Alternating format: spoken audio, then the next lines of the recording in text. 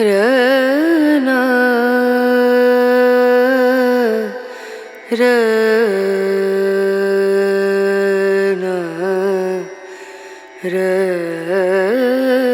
रनु रेना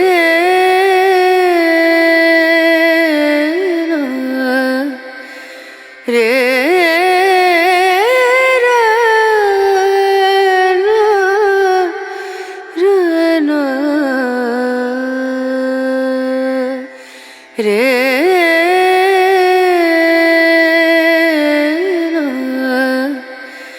रे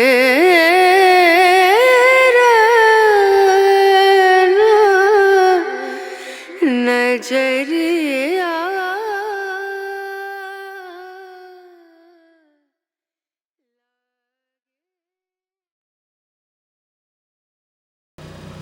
नमस्कार, अस्सलाम वालेकुम।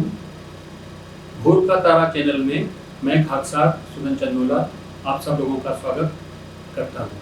मित्रों, आपको जानकारी है कि मेरे द्वारा अखंड भारत नाम से एक सीरीज प्रारंभ की गई है, वीडियो सीरीज प्रारंभ की गई है, जिसके 3 सोपान मैं आपके सामने प्रस्तुत कर चुका हूँ। पहला सोपान था अखंड भारत, दूसरा अखंड भारत खंडित हुआ और तीसरा था शेंगेन वीजा। अब चौथा सोपान जो मैं आपके सामने लेके आया हूँ वो है यूरोपियन यूनियन। आप सोचेंगे कि चंदोला साहब बात कर रहे हैं अखंड भारत की, कि किस तरह से अखंड भारत स्थापित हो सकता है, और दिखा रहे हैं हमको यूरोपियन यूनियन के बारे में। तो ऐसा क्यों?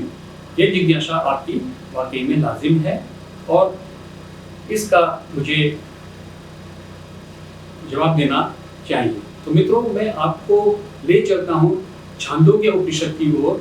छांदोग्य उपनिषद में एक प्रसंग आया है अध्याय 1.10 में, कि जिसमें चक्रपुत्र उषष्टि रहते थे कुरु देश में, और एक बार उनके देश में अकाल पड़ गया। जिस गांव में वो रहते थे वो महावतों का देश था, महावतों का गांव था, और उसमें अकाल पड़ गया तो खाने पीने की वस्तुएं रही नहीं। तो जीविका उपार्जन के लिए इन्होंने ये सोचा, चक्रपुत्र उषष्टि ने, कि वो किसी ऐसे राजा के यहाँ जाएं कि जहाँ पर कि उनको धन आदि मिल सके।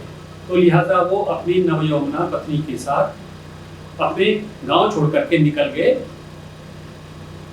चलते चलते उनको पता चला कि एक राजा बहुत बड़ा यज्ञ करा रहे हैं, तो वो उस यज्ञ में पहुंच गए।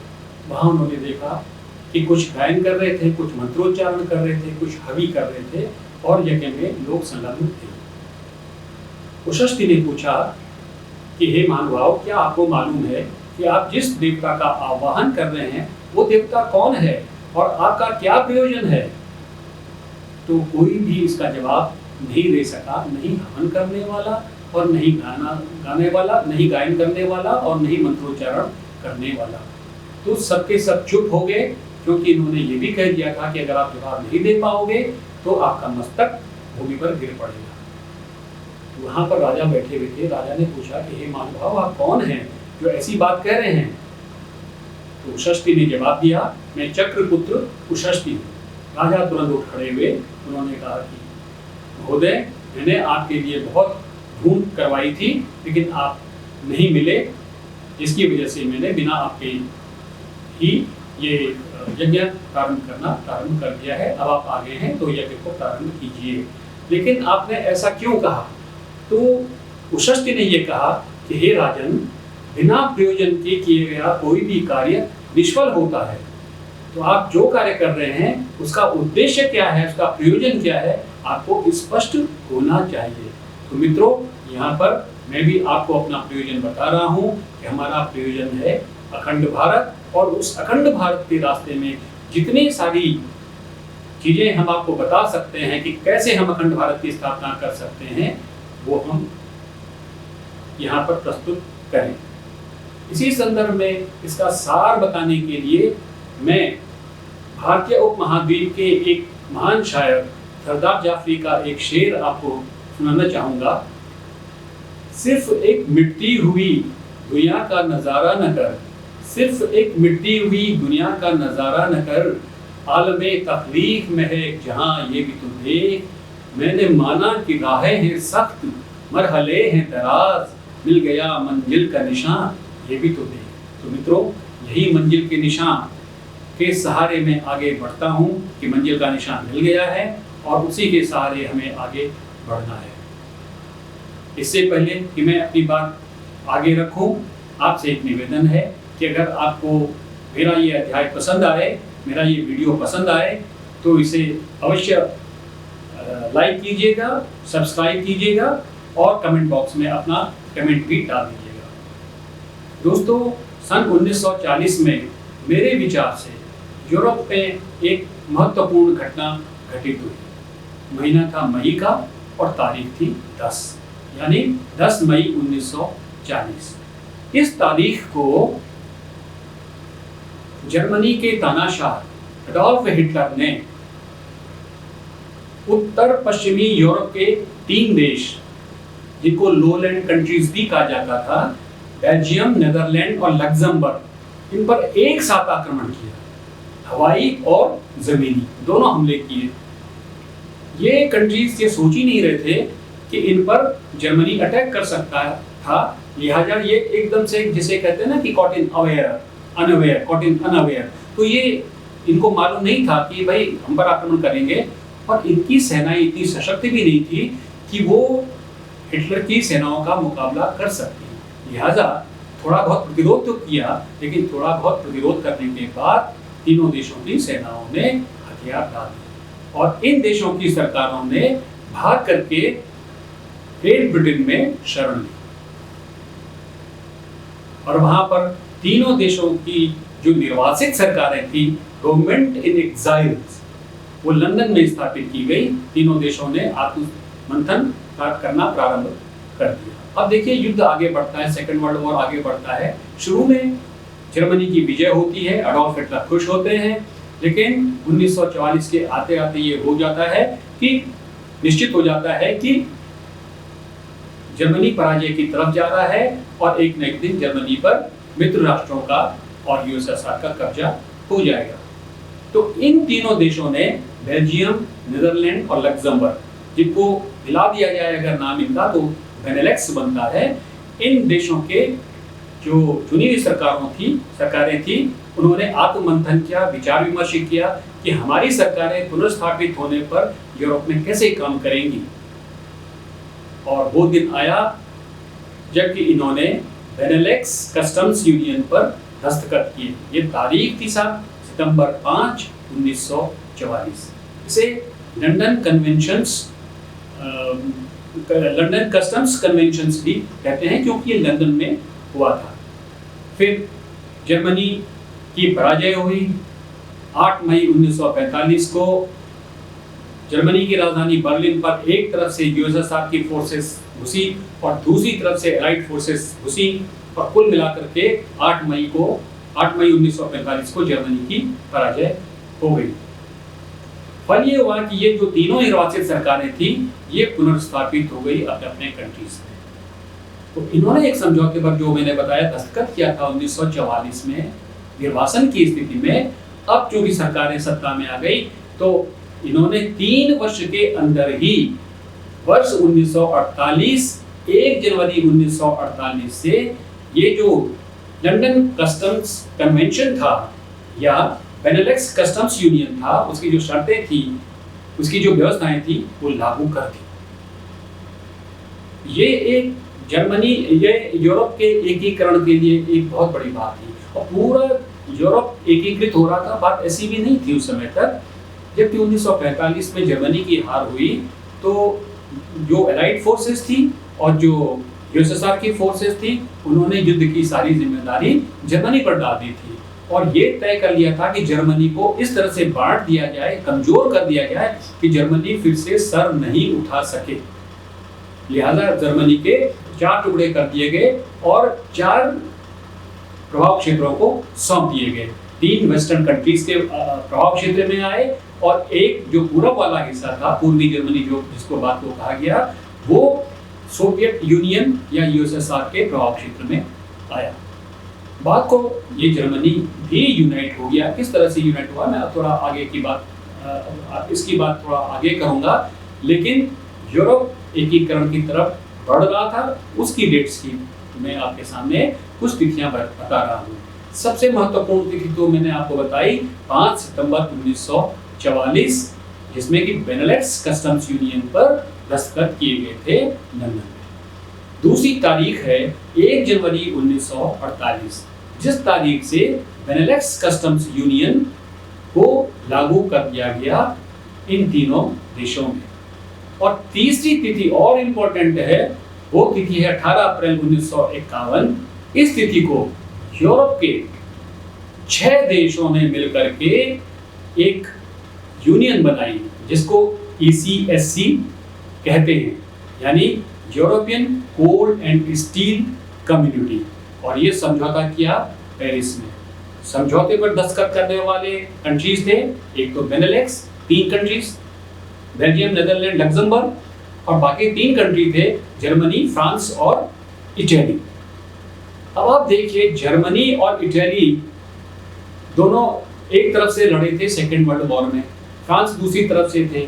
बेनेलक्स को कुचल दिया गया था, लेकिन इन्होंने ये तय कर लिया अब कि अब हमें लड़ाई नहीं करनी है, शांति के रास्ते अपनी जनता का विकास करना है, अपने कंट्री का विकास करना है। और वो इन्होंने किया पेरिस एग्रीमेंट से, जो कि 1951 में हस्ताक्षरित हुआ।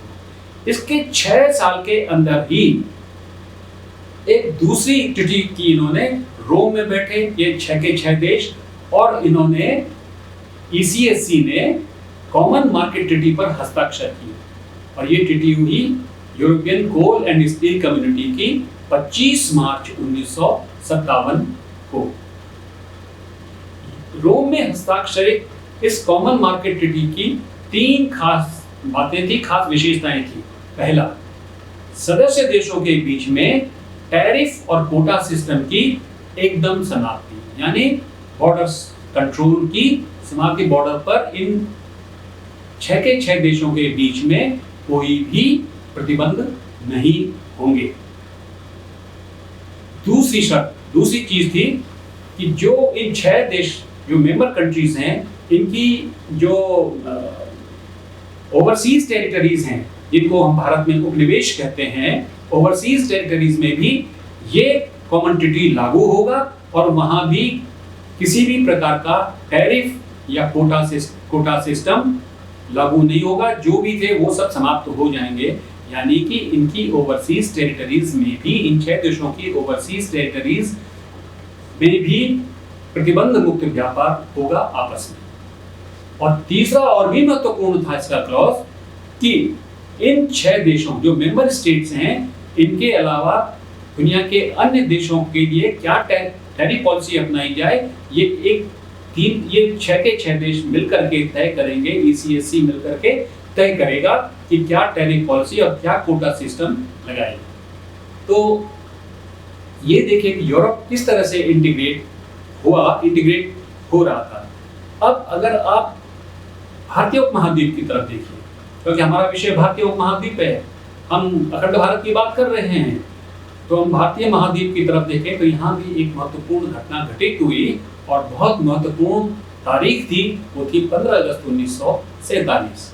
15 अगस्त 1947 को ब्रिटिश ने भारत को छोड़ दिया और इसको 2 राजनीतिक इकाइयों और 3 भौगोलिक क्षेत्रों में बांट दिया। 2 राजनीतिक इकाइयां थी, डोमिनियन ऑफ पाकिस्तान और दूसरी थी डोमिनियन ऑफ इंडिया। और जो मैं 3 भौगोलिक क्षेत्रों की बात कर रहा हूँ, वो डोमिनियन ऑफ पाकिस्तान को भारत के पश्चिमोत्तर वाला हिस्सा मिला, और दूसरा ईस्ट बंगाल का हिस्सा ये पाकिस्तान को मिले, और शेष भारत के क्षेत्र में रहे। तीसरी शक्तियां एक और थी, वो थी 562 स्टेट्स। इनकी संख्या 562 स्टेट्स थी, 562 थी, जिनको कि इंडियन इंडिपेंडेंस एक्ट के अंतर्गत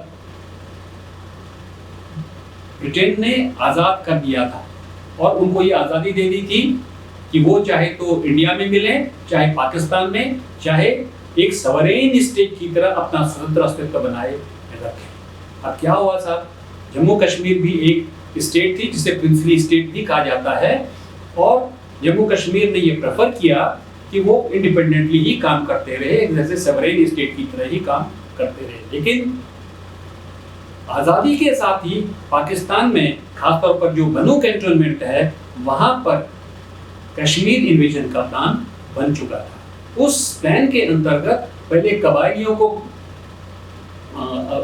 जम्मू कश्मीर में प्रवेश करना था, जम्मू कश्मीर पर कब्जा करना था, और पाकिस्तानी जो रेगुलर्स थे उनके द्वारा इनको लॉजिस्टिक सपोर्ट दिया जाना था।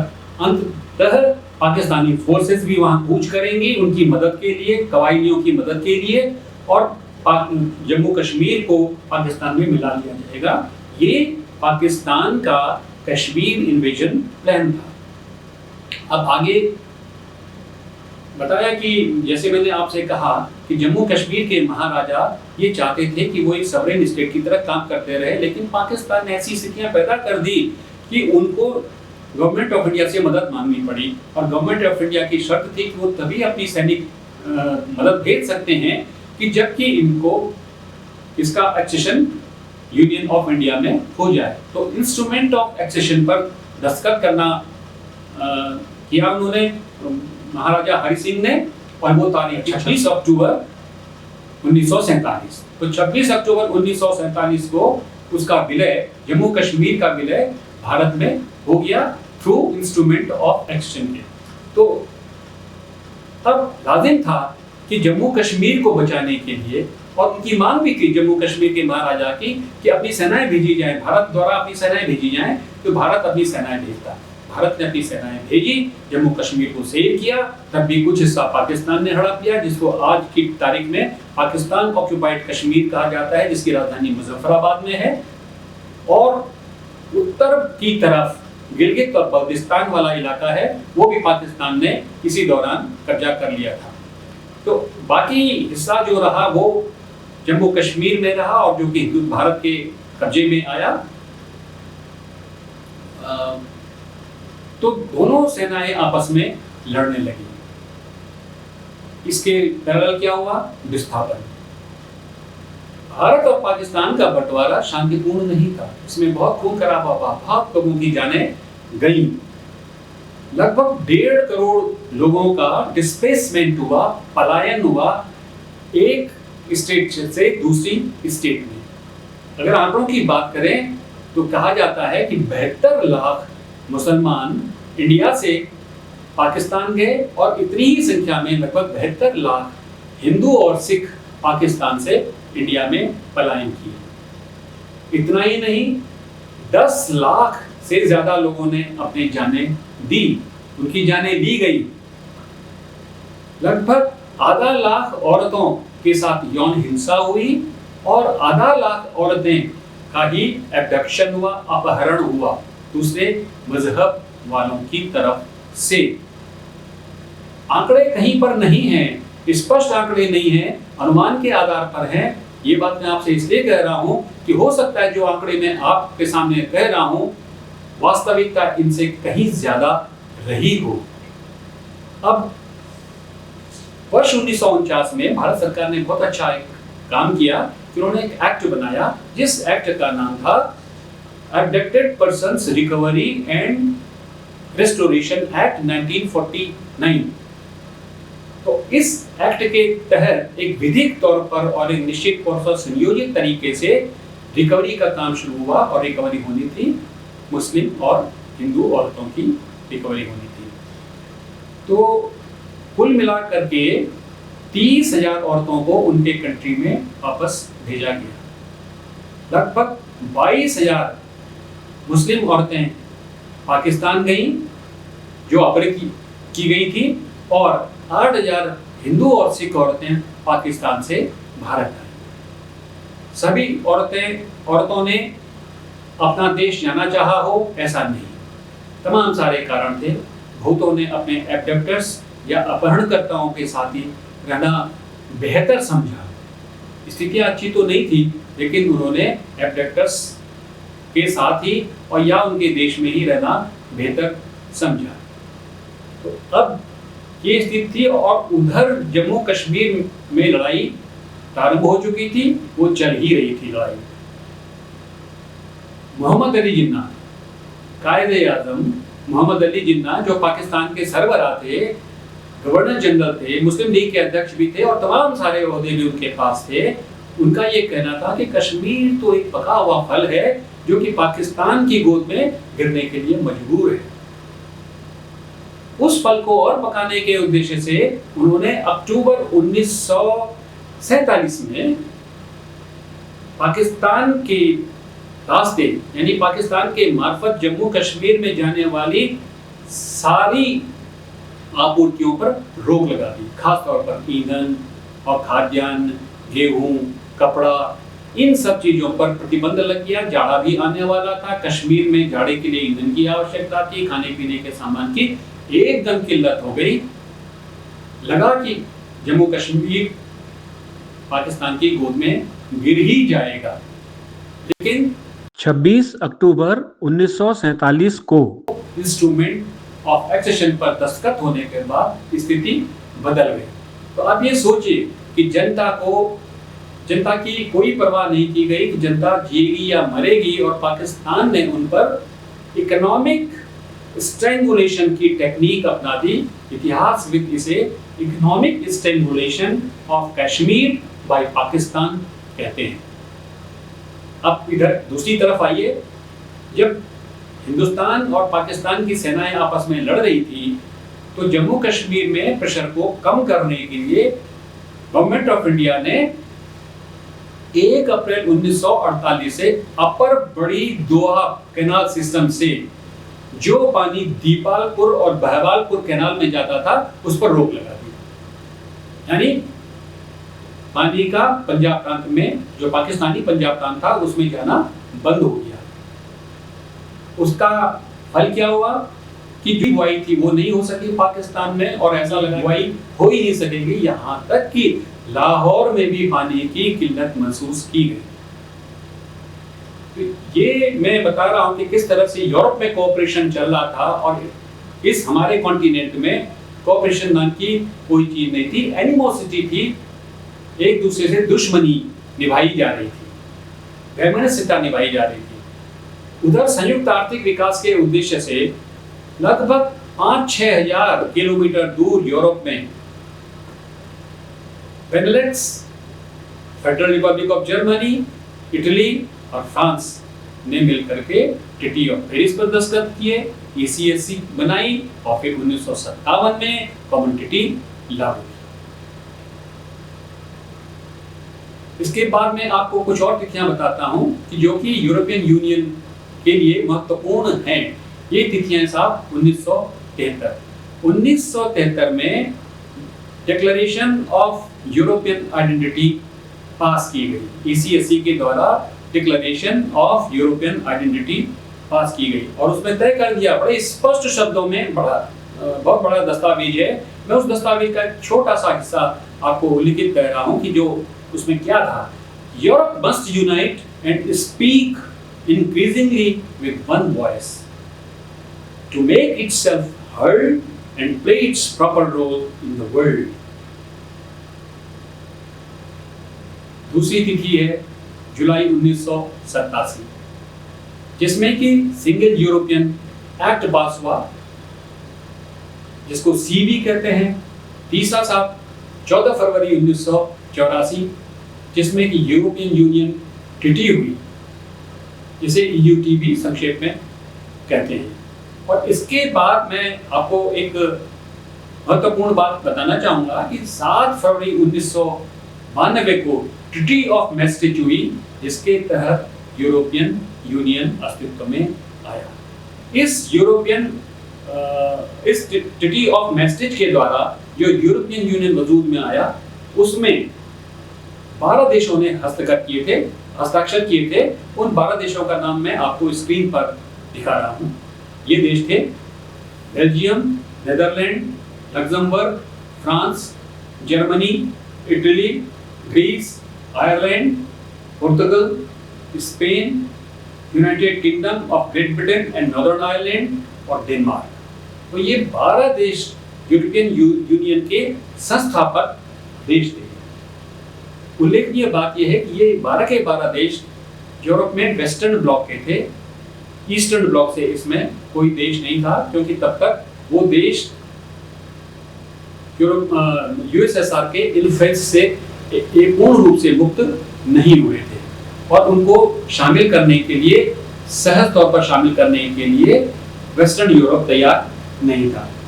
लेकिन आप देखेंगे कि बहुत जल्दी ही 5 साल के अंदर ही ईस्टर्न ब्लॉक के 5 कंट्रीज, जिनके मैं आपको नाम पढ़ करके सुनाता हूं, हंगरी, पोलैंड, इस्टोनिया, चेक गणराज्य और स्लोवेनिया, इसमें शामिल हो गए।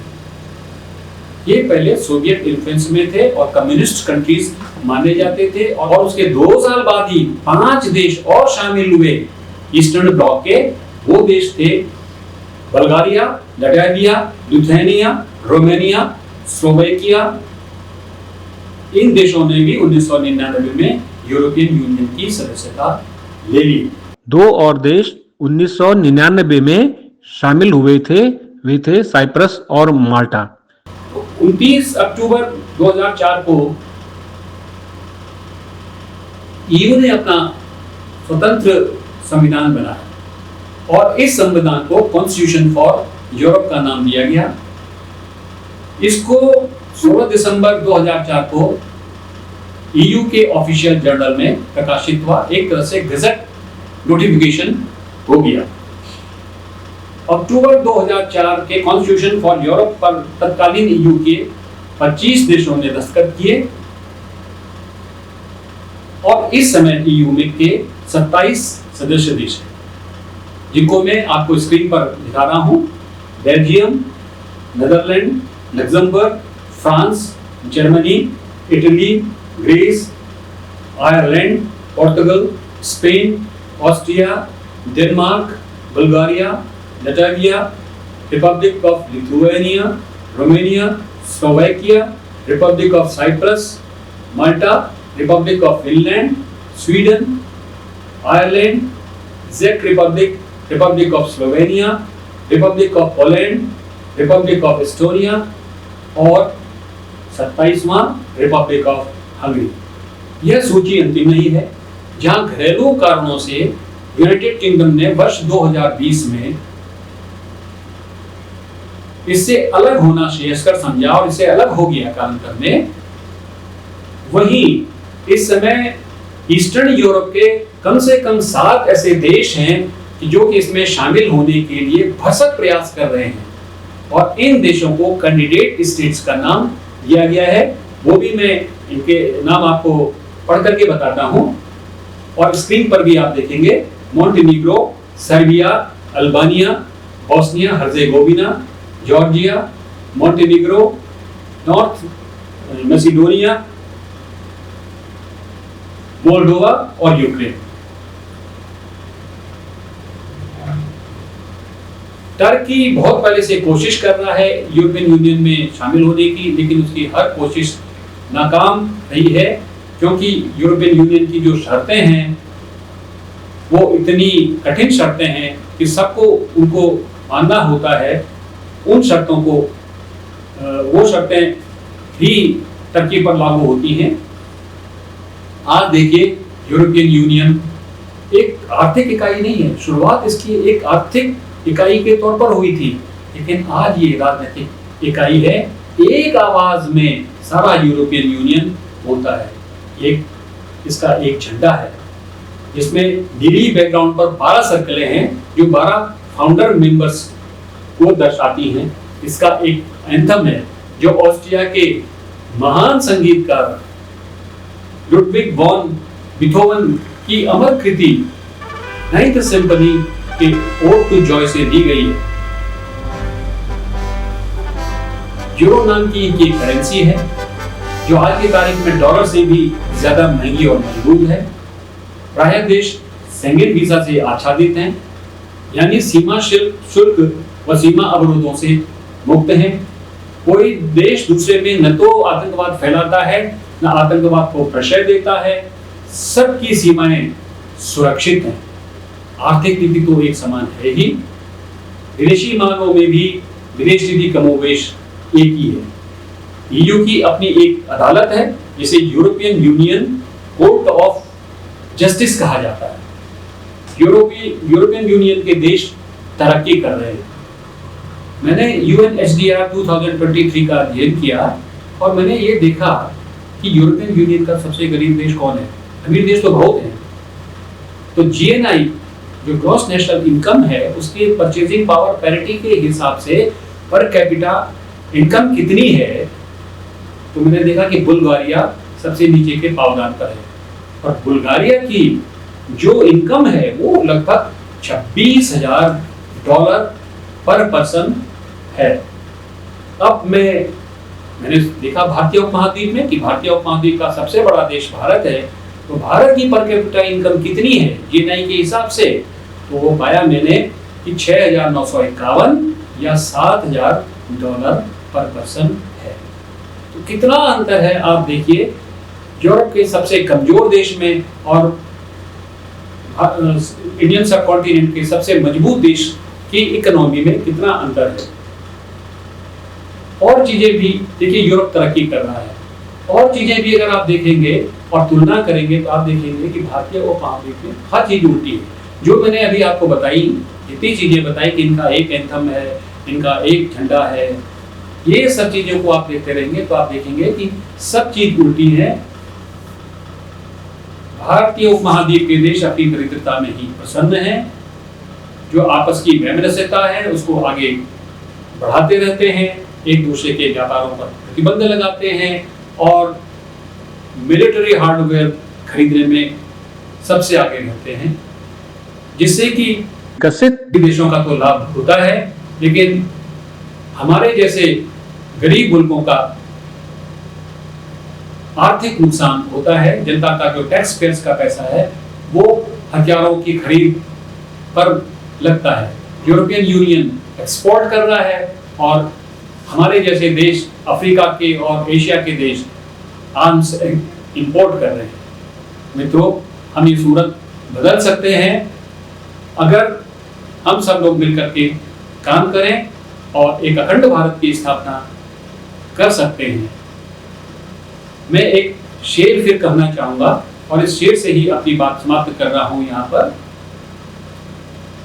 सफर है शर्त, आतिश साहब का शेर है, सफर है शर्त मुसाफिर नवाज बहु तेरे, हजार सजरे सायादार राह में। आप राह में निकलिए तो सही, आपको कई वृक्ष हैं जो आपको सपोर्ट करेंगे, छाया देंगे और इस पूरे सब कॉन्टिनेंट को एक अखंड भारत का स्वरूप दे सकेंगे। मित्रों, बहुत जल्दी आपके सामने उपस्थित होऊंगा 5वें अध्याय के साथ। तब तक के लिए खाकसार सुदर्शन चंदोला को दीजिए इजाजत। नमस्कार, खुदा हाफिज।